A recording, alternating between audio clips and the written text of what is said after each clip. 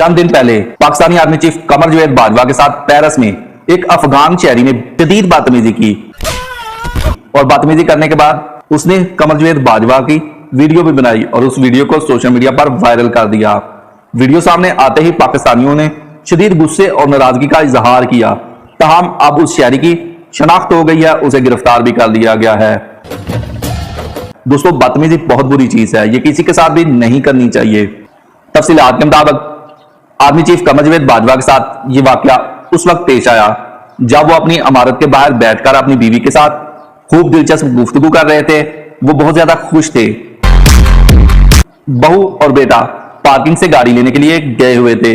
बेटे को बिल्कुल भी इल्म नहीं कि मेरे बाप के साथ किसी लड़के ने बदतमीजी की है। तमाम पाकिस्तानियों के शदीद गुस्से की वजह से और बार बार कहने की वजह से पाकिस्तानी सफारतखाने ने फ्रांसीसी अहकाम को कार्रवाई करने का मुतालबा किया है और उस अफगानी शहरी को गिरफ्तार करने का मुतालबा भी किया है। जरूर है। बहुत ही सीनियर सहाफी जवेद चौधरी के मुताबिक जिस लड़के ने आर्मी चीफ कमर जावेद बाजवा के साथ बदतमीजी की थी वो शख्स अफगानिस्तान का रहायशी है। उसने फ्रांस में पनाह ले रखी है।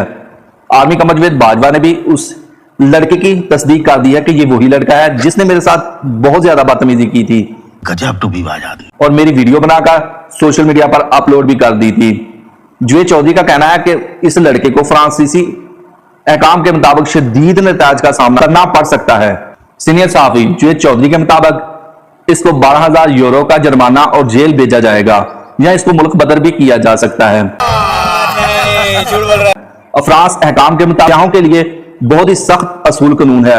अगर कोई उनके साथ बदतमीजी करे तो आर्मी चीफ कमर जावेद बाजवा भी इस वक्त फ्रांस में सियाह की हैसियत से मौजूद हैं और उनके लिए भी यही असूल कानून लागू किए जाते हैं। अच्छा दोस्तों, अगर वीडियो अच्छी लगी है, वीडियो पसंद आई है तो वीडियो को लाइक जरूर करें।